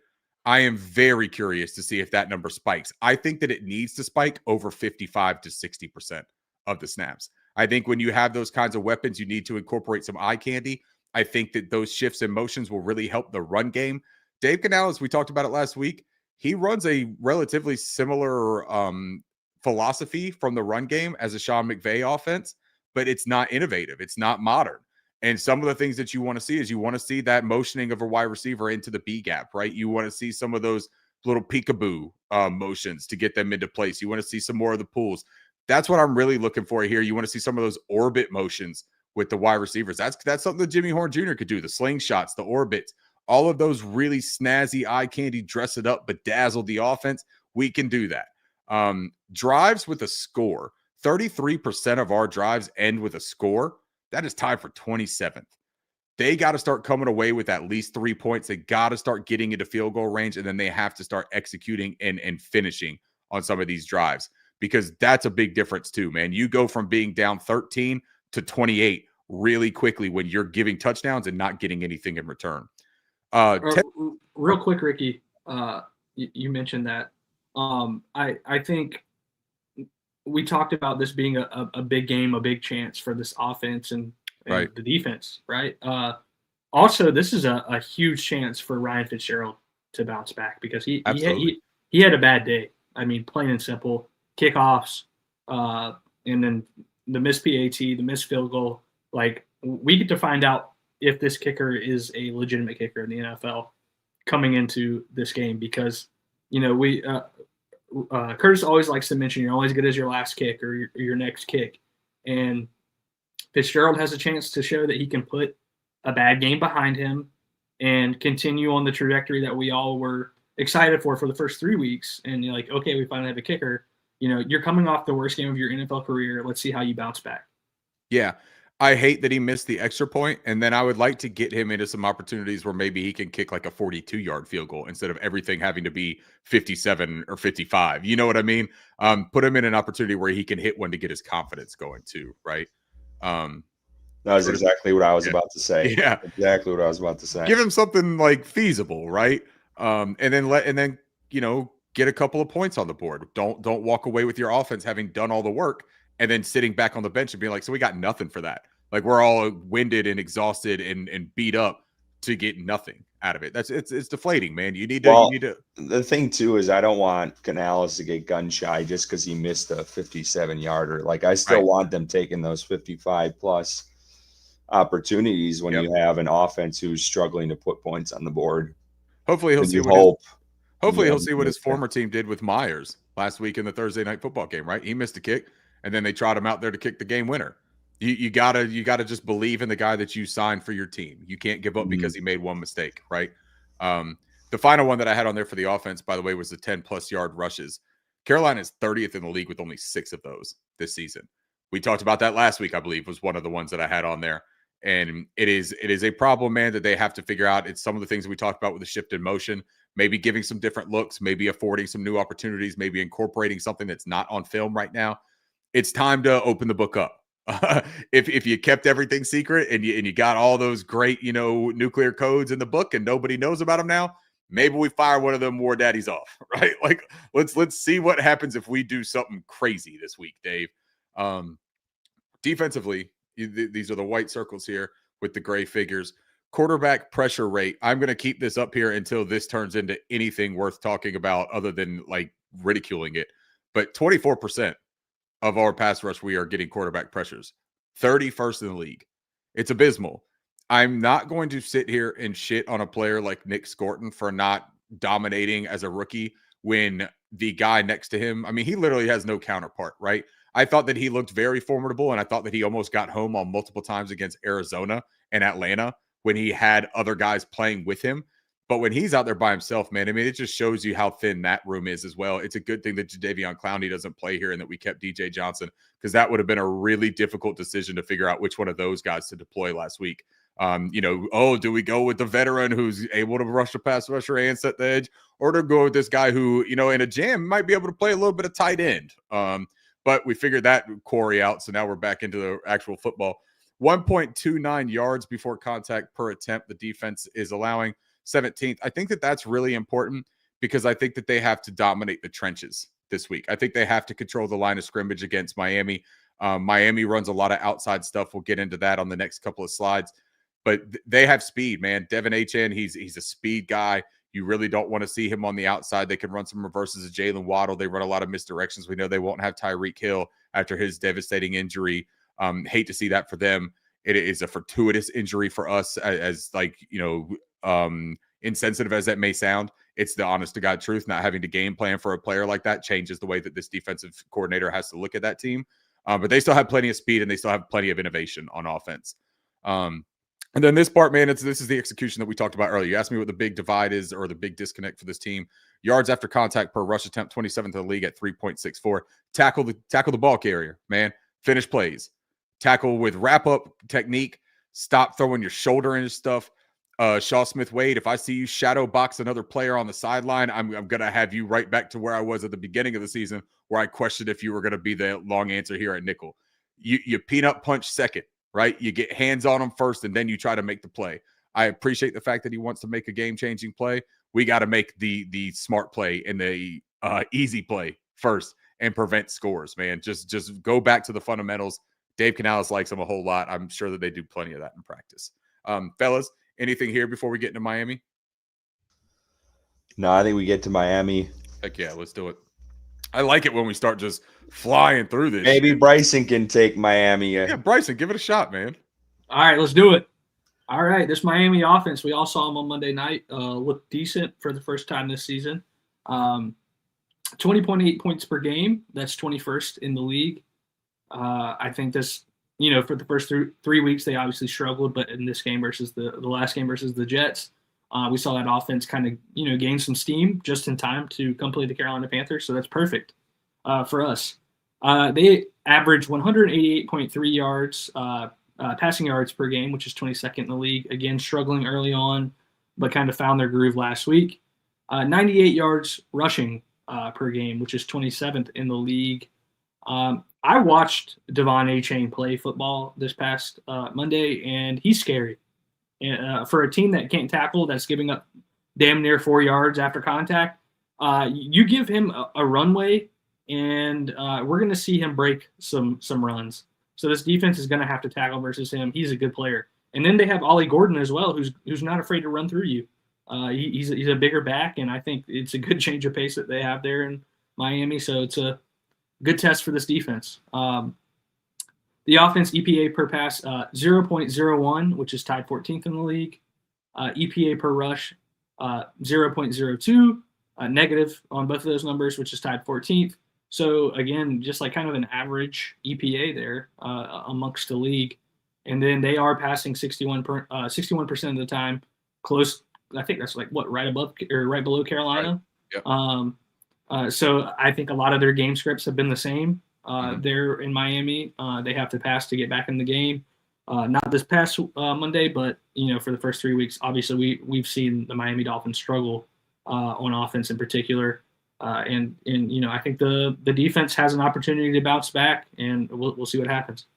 Bryson, I heard you bring up Ollie Gordon. Did you mention that Carolina should be quite familiar with him? Because they did extensive work on Ollie That's Gordon right. and had him in for a top 30. I forgot about that. So they are very familiar with that back, that complimentary piece down there in South Beach. Yeah, I completely forgot about that. Yeah, I mean, you should be ready. you should be ready. We'll see what happens. All right, the defense for the Miami Dolphins. Just briefly looks susceptible. We'll see if the offense can put some numbers up this weekend, guys. So maybe I love seeing those numbers down there. Look at that. 26, 20, 30, 31, 28, 31. Yeah. That to me looks like dollar signs for this offense, baby. We will see. We have been let down before, Ricky. We are Carolina Panthers fans. Let's not forget. No, you're right. But this is a real opportunity, bro. Yeah. Let's see what Dave Canales is talking in his presser Sunday afternoon. All right. 29.5 points per game is what the defense is giving up. That's 26th in the league. It's a pretty big number. So hopefully Carolina can put up somewhere around that. They're giving up 220.8 passing yards per game, which is 20th in the league. Not terrible. Not the top half of the league, but not the worst. Wait till you get to how often are opponents throwing the ball, though. Oh, yeah, I see that. So I take back what I just said. Anyways, 158 yards rushing per game, 30th in the league. I feel like we say this every single week, and then we say it every single week on every podcast. Run the damn ball. I mean, if Chuba's playing, you have 4 backs on the roster that you can just rotate through if you want. Like, fuck it, just like randomize it and toss them a ball and say, go run the ball. Like, let's just run the football and play action off of that and set your offense up for success. They're quite literally one of the worst run defenses in the league through the first 4 weeks. So EPA per pass is 31st at plus 0.33. EPA per rush is 28th at 0.09. And then, Ricky, you mentioned it just a minute ago. Teams are only passing 48.1% of the time against this defense. Again, that's probably for the first while of the season. The game script. Teams are going up, and they're going up by a lot early, so they're running the ball, they're chewing the clock, and trying to just milk the game away. So yeah. I do think I agree with you though, Ricky. This is a real opportunity. This is not a good defense. This is not. Can I expand a little bit on the defense, because I did a little bit more work absolutely. on their specific defense, like their scheme, what they do, and then a little bit more about like their EPA, to just point out how much of a real opportunity this is. They run cover 1 32.3% of the time with a 0.52 EPA when they run cover 1. Cover 1 is a man with a single high safety. Cover 2, too high.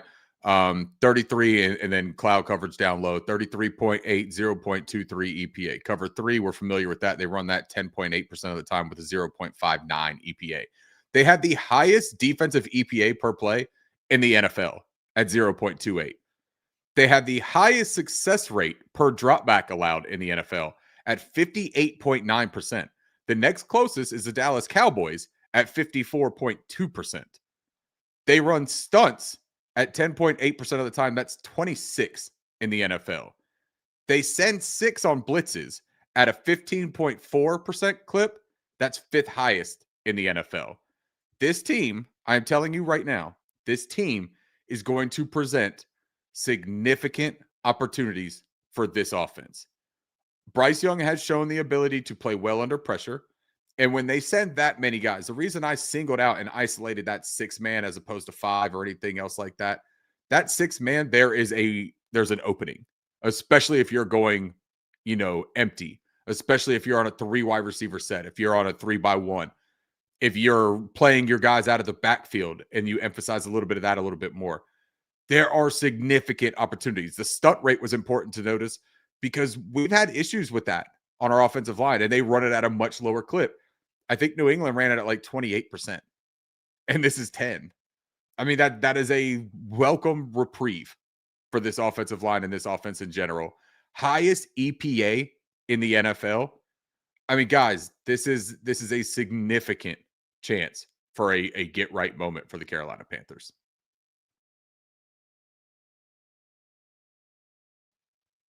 I agree, Ricky. Got the keys? Yep, I'll jump into the keys here. All right, so these stats don't surprise me. You just knowing Mike McDaniels and his offensive philosophy. So they use a shift motion rate at 69% of the time. Nice.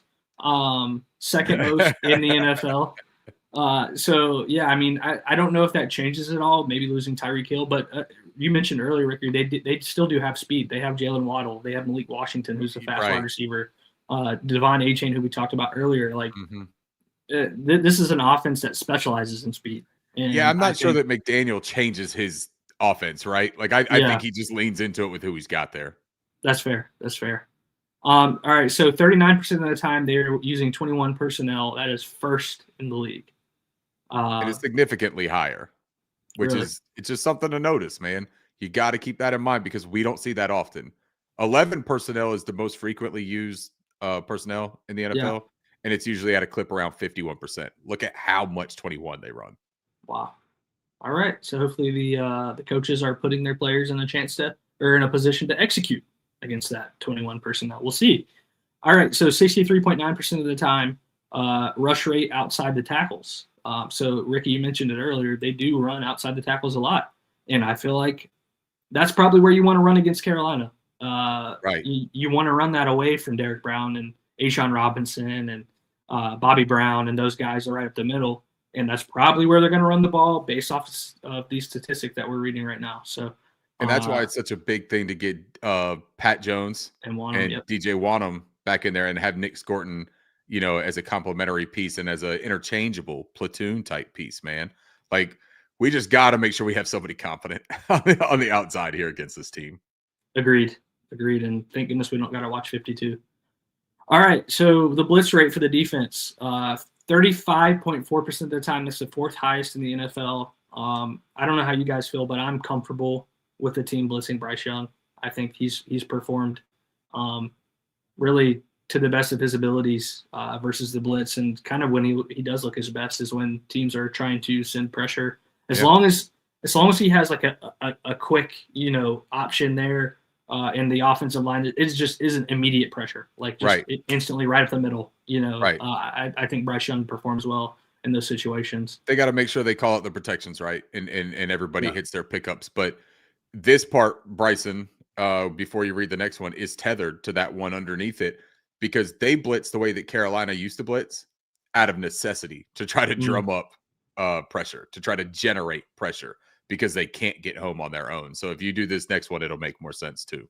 Yeah, and I still think Carolina's probably in that same situation. They are. Yeah. All right. Quarterback pressure rate, my friend. Yeah, 30%. They are 25th in the league with that number. Not far from us. Struggling to get to the quarterback.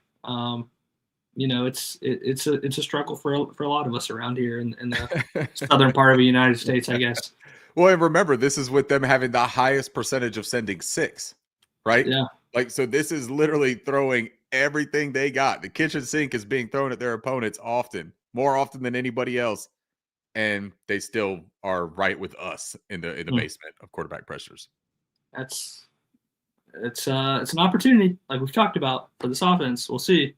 And then 10 plus rushes allowed, 10 yards or more rushes allowed, is 31st at 20.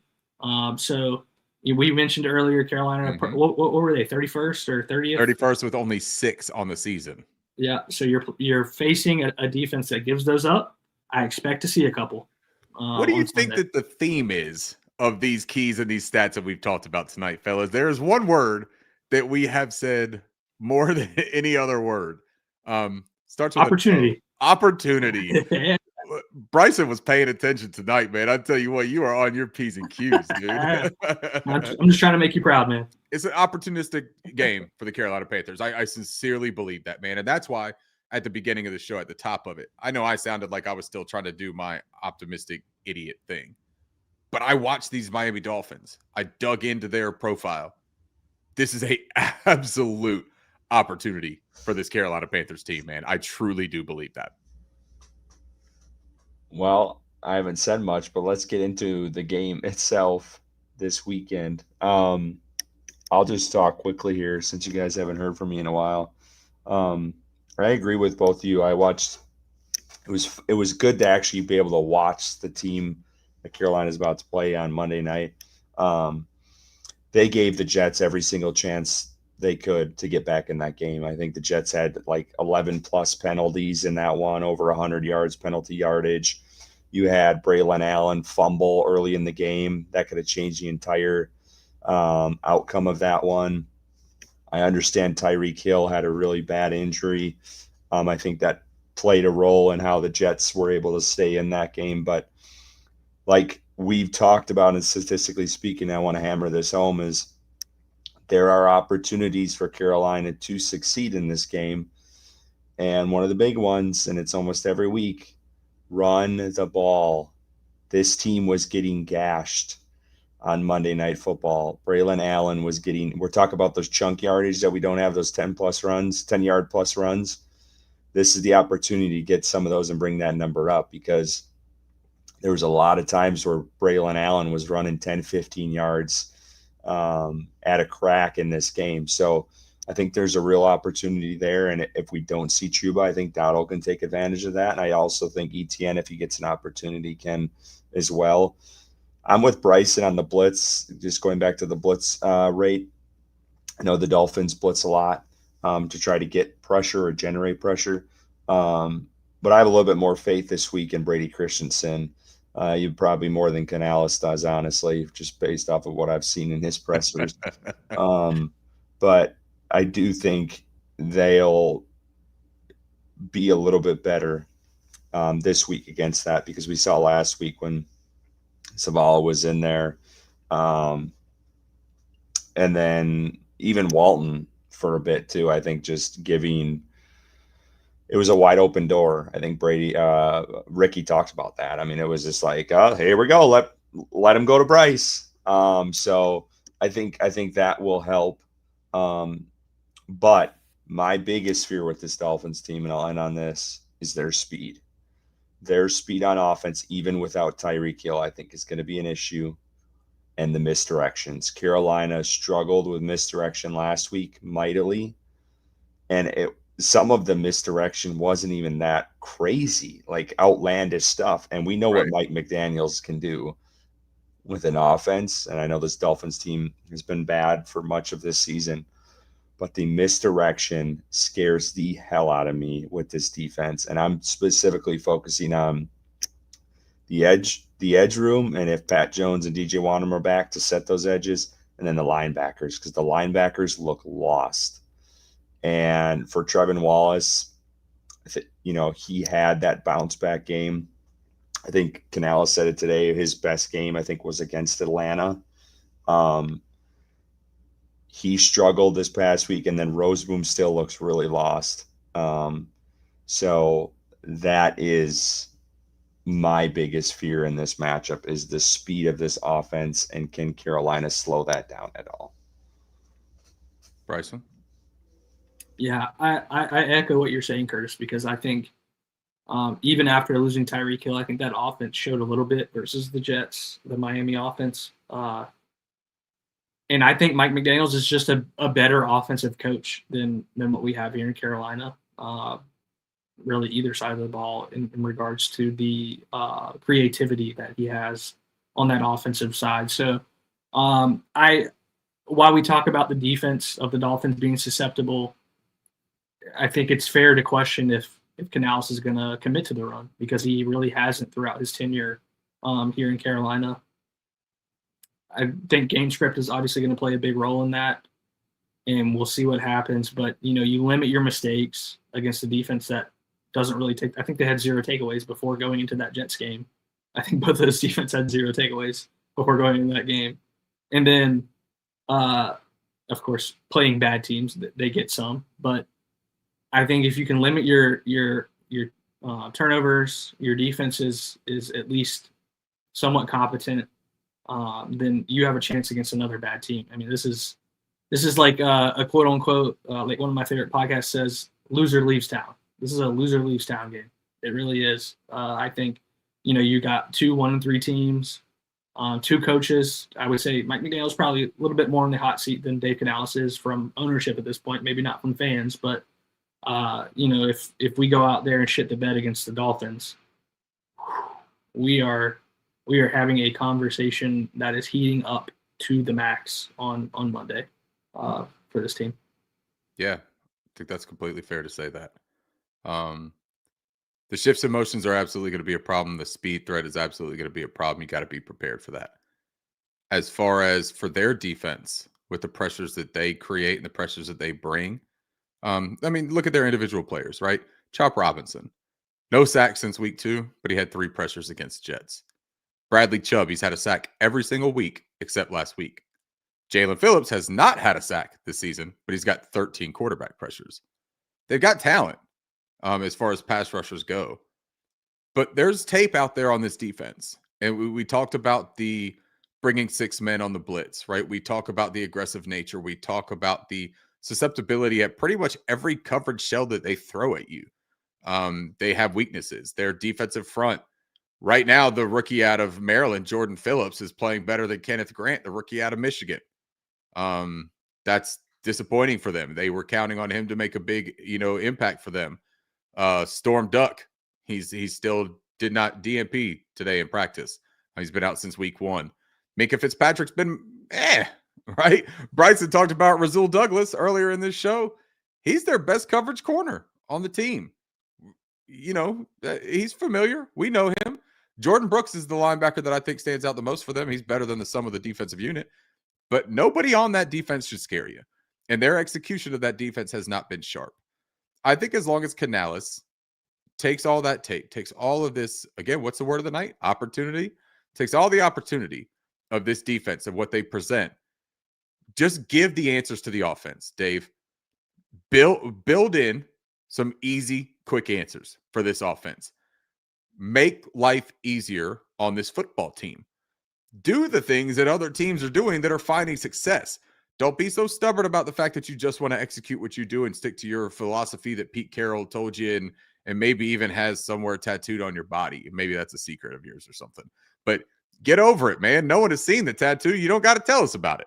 Go out there and act like you don't got it, right? Go out there and act like you're ready to try something new and different. He talked about being more aggressive. I think there's an opportunity to do it in this game.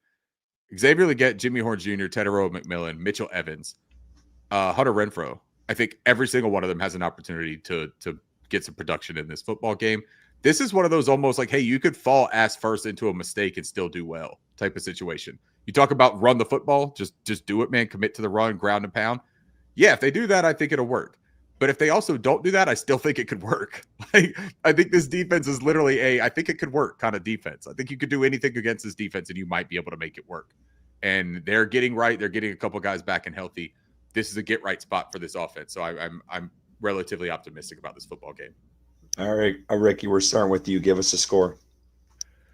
I'm going to go 33-24 Carolina Panthers.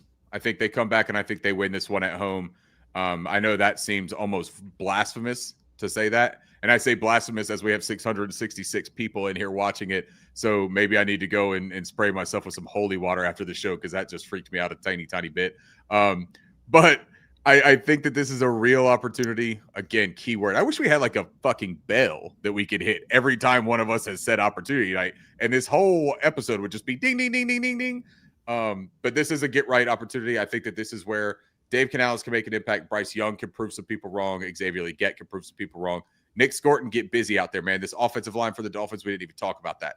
Offensive line for the Dolphins is susceptible. Get after these guys. Like, go and get them, man. You can really cause some pressure on this football team.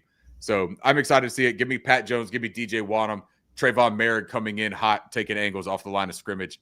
I think the Carolina Panthers get back in the W column. Bryson? Yeah, I'm not picking Carolina until they prove to me that when they're in a situation of things snowballing and going downhill, that we can see them turn around. I just can't do it. I hate it when you're smart and pretty. Ricky, you're too kind, man. But no, I think the Miami offense scares me. I do. I think A-Chain is going to have a game. I think Jalen Waddle is still a threat at wide receiver, even though they lose Tyreek Hill. Malik Washington, a good wide receiver, I think, in my opinion, with some speed. And then we didn't even talk about Darren Waller, who's coming off a 2-touchdown game. God bless Christian Roseboom out there. I think Waller's might go for 2 touchdowns again, if not more, versus that linebacking group. So I got Miami winning this game. I know Carolina has proven that they might be a different team at home, but I'm at a point where I'm not as hopeful as you, Ricky. I do see this stretch of the next 3 games being an opportunity. I just don't think Carolina's going to seize that opportunity, unfortunately, at this point. So I got Miami winning. I'll say 28-17. Oh, you got us only putting up 17 against these dogs? Oh, no. Curtis, help me. Yeah, I've been teetering. Damn it. I'm not going to get any support from you either, am I? I've been teetering, but yeah, I can't do it. Yeah, I kind of want to remain hopeful, but it ain't there. I'm going to go quick, very close to Bryce. I'll go 27-19. I don't even know how Carolina gets 19, but they somehow get 19. Yeah, and it's a downward spiral. But yeah, I don't know who said it before, but these next 3 games, I hate we get to these points in the season, but these next 3 games are huge for a lot of people in this organization. So I hope they prove me wrong and Ricky is the right one here. I'll be at the game this weekend. So. And man, we need it. We need it more now than ever, honestly. because they lose against a 1-3 Miami team. And like Bryson said, we're having an entirely different conversation on Monday. So we're going to leave it there. I'm tired of talking. I'm sicker than hell. I want to get out of here. I appreciate every single one of y'all for tuning in. 670 plus on a Wednesday evening at almost 11 o'clock at night.